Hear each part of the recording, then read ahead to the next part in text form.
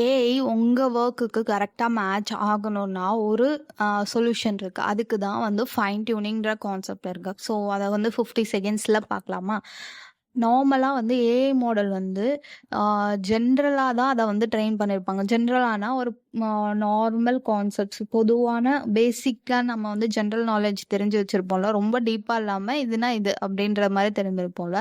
So, அப்படி இல்லாம உங்களோட ஸ்பெசிஃபிக் டாஸ்க்குக்கு for example medical chatbot, legal assistant இல்லைன்னா கோடிங் ஹெல்ப்பர் இந்த மாரி வந்து ஸ்பெசிஃபிக்கான விஷயத்துக்கு அந்த ஜென்ரல் மாடல் வந்து கரெக்ட்டா ஒர்க் ஆகாது. ஸோ, நம்ம அப்பதான் வந்து ஃபைன் டியூனிங் யூஸ் பண்றோம். ஃபைன் டியூனிங்னா என்னன்னா, ஆல்ரெடி ட்ரெயின் பண்ண மாடல எடுத்து உண்மையாலுமே உங்க டேட்டா இருக்கும்ல, அத வச்சு ட்ரெயின் பண்ணி அத வந்து ஸ்பெஷலிஸ்ட் மாடல் அந்த அந்த டொமைன்ல வந்து அத ஸ்பெஷலிஸ்ட் ஆக்குறது தான் வந்து ஃபைன் டியூனிங் அப்படின்னு சொல்றாங்க.